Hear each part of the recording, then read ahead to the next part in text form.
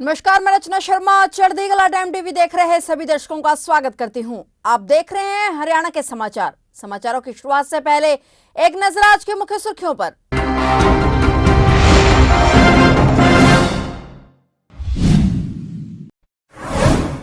सोनीपत में धारा 144 लागू, किसान आंदोलन 2 के मद्देनजर पुलिस ने लगाई धारा 144, ट्रैक्टर मार्च निकालने पर प्रतिबंध। हरियाणा में करोड़ों के घोटाले पर सीएम सख्त, मंत्री बनवारी लाल को किया तलब, सीएम ने घोटाले पर की पूछताछ।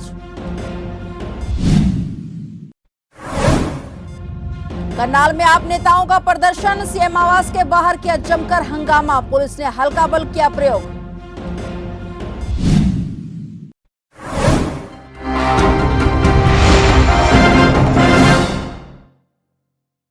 और अब समाचार विस्तार से।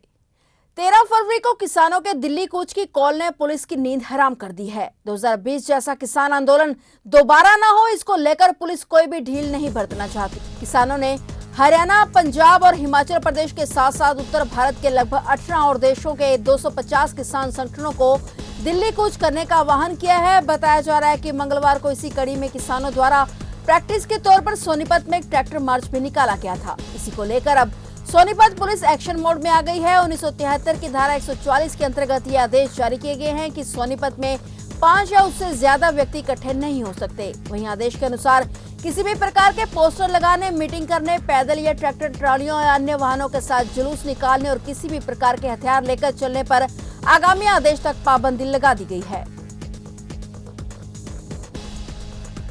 हरियाणा में बहुचर्चित सहकारिता विभाग में हुए घोटाले को लेकर मुख्यमंत्री मनोहर लाल एक्शन मोड में आ गए हैं, जिन्होंने स्वयं इस सारे मामले की कमान संभालते हुए विभाग के मंत्री डॉक्टर बनवारी लाल को तलब कर लिया है। इस दौरान उन्होंने मंत्री से लगभग 1 घंटे तक इस मामले में गहन पूछताछ की। बताया जा रहा है कि मंत्री द्वारा अपनी सफाई में कहा गया कि उन्हें इस मामले की पहले बिल्कुल भी भनक नहीं थी। वहीं निजी सूत्रों के अनुसार जानकारी मिली है कि इसमें मंत्री के पारिवारिक सदस्य भी शामिल हैं। जानकारी के अनुसार सहकारिता मंत्री डॉक्टर बनवारी लाल ने मुख्यमंत्री को भरोसा दिलाया है कि सरकार की जीरो टॉलरेंस नीति के अनुसार इस मामले में भ्रष्टाचार निरोधक विभाग द्वारा कार्रवाई अमल में लाई जाएगी और किसी को भी बख्शा नहीं जाएगा। वहीं इस मामले में 3 अधिकारियों की बर्खास्तगी की फाइल मुख्यमंत्री को भेज दी गई है। गौरतलब है कि अपराध निरोधक शाखा के अनुसार बताया जा रहा है कि यह घोटाला 100 करोड़ से बढ़कर लगभग 180 करोड़ के आसपास हो सकता है।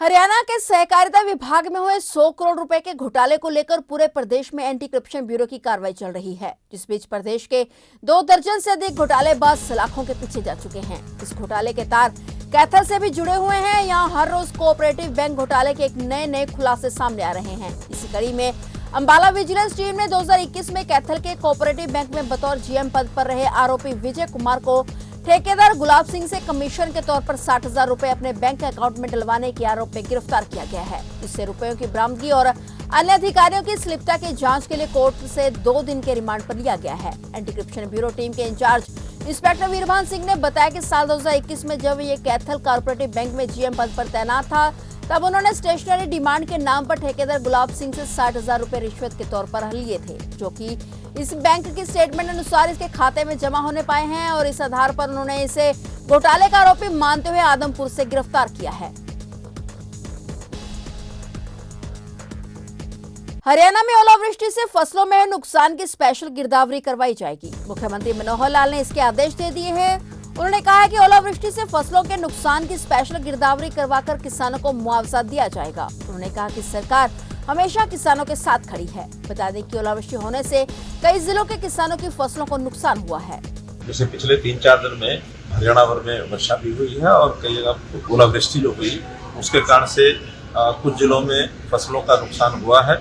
आज ही हमने ऐसे स्थानों पर जहां ओलावृष्टि से फसलों का नुकसान हुआ है, ऐसे क्षेत्रों में स्पेशल गिरदावरी के आदेश कर दिए हैं। उन सब किसानों को जिनका ओलावृष्टि के कारण से नुकसान हुआ है, स्पेशल गिरदावरी करा करके उनको मुआवजे का भुगतान किया जाएगा। मुख्यमंत्री मनोहर लाल के करनाल स्थित आवास का घेराव करने आए आम आदमी पार्टी के नेताओं और कार्यकर्ताओं की पुलिस से झड़प हो गई। करनाल में जमा हुए आम आदमी पार्टी के नेताओं ने सीएम आवास का घेराव कर जमकर हंगामा किया। उनका हंगामा इतना बढ़ गया कि पुलिस को हल्का बल प्रयोग करना पड़ा। आप नेताओं और पुलिस में धक्का मुक्की हो गई। प्रदर्शनकारियों ने बैरिकेड पर चढ़कर प्रदर्शन किया। इस घेराव में आप पार्टी के प्रदेश अध्यक्ष सुशील गुप्ता, वरिष्ठ उपाध्यक्ष अनुराग ढांडा सहित पार्टी के अन्य नेता शामिल हुए।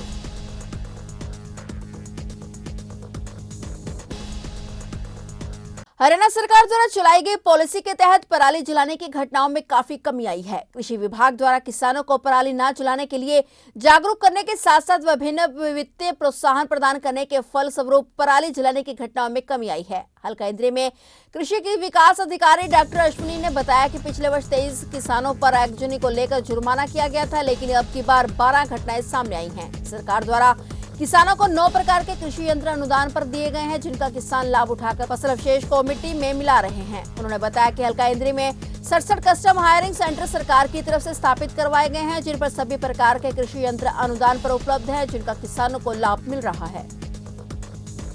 महेंद्रगढ़ के कनीना कस्बे में एक तेज रफ्तार कार की चपेट में आने से पैदल जा रहे 3 लोगों की मौत हो गई। कनीना के निवासी तीनों गाड़ा रोड स्थित एक मैरिज पैलेस में शादी समारोह में शामिल होकर वापस घर लौट रहे थे। बताया जा रहा है कि गाड़ा रोड पर एक टाटा टियागो गाड़ी ने 4 लोगों को कुचल दिया और इस सड़क दुर्घटना में 2 लोगों की मौके पर ही मौत हो गई, जबकि 2 अन्य गंभीर रूप से घायल हो गए। प्राथमिक उपचार के बाद घायलों को हायर सेंटर में रेफर किया गया, जिनमें एक बच्चा भी बताया जा रहा है। उपचार के दौरान पीछे रोहतक में एक अन्य घायल ने भी दम तोड़ दिया। तेज रफ्तार कार चालक दुर्घटना के बाद गाड़ी को छोड़कर मौके से फरार हो गया। मृतकों की पहचान करीना निवासी 17 वर्षीय योगेश, 35 वर्षीय सुरेंद्र और 32 वर्षीय बबलू के तौर पर हुई। पुलिस ने गाड़ी को अपने कब्जे में लिया और मृतकों को पोस्टमार्टम के लिए महेंद्रगढ़ नागरिक अस्पताल पहुंचाया गया है।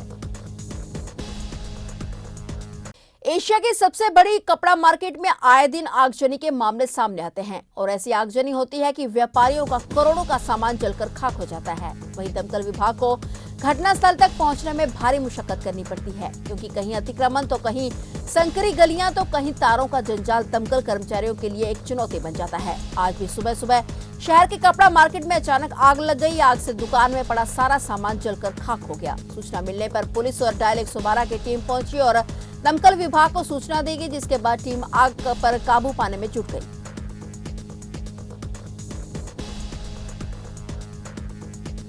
जहां राहुल गांधी भारत जोड़ो न्याय यात्रा कर रहे हैं, वहीं महिला कांग्रेस की ओर से नारी न्याय अभियान शुरू किया गया है। इसको लेकर हरियाणा महिला कांग्रेस की प्रदेश अध्यक्ष सुधा भारद्वाज ने चंडीगढ़ में प्रेस वार्ता की। इस अवसर पर उन्होंने नारी न्याय है तैयार हम पोस्टर भी जारी किया। नारी न्याय के लिए सुधा भारद्वाज ने महिलाओं के आर्थिक सशक्तिकरण, सामाजिक सशक्तिकरण, राजनीतिक शिक्षा, स्वच्छता, शौचालय, हिंसा के खिलाफ संरक्षण और न्याय की आवश्यकता सहित महिलाओं की गरिमा की बात की। महिलाओं का सामाजिक सशक्तिकरण होना चाहिए।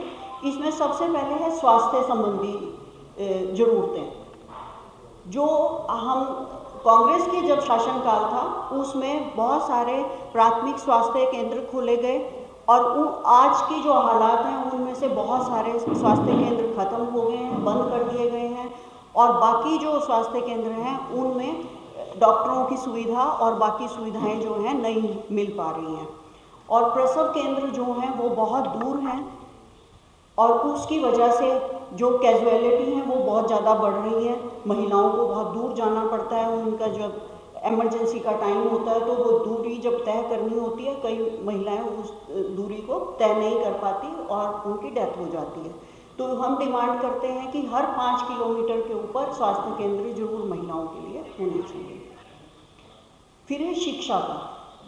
शिक्षा कांग्रेस ने सभी जगह मुफ्त प्राथमिक शिक्षा को प्राथमिकता दी और IIT, IIM सहित बहुत सारी प्रतिष्ठित संस्थान खोले गए, लेकिन आज जो है शिक्षा व्यवस्था जो है चरमरा चुकी है। तो ये थे हरियाणा के समाचार और नए समाचारों के साथ फिर से हाजिर होंगे। तब तक के लिए देखते रहिए चढ़ती कला टाइम टीवी।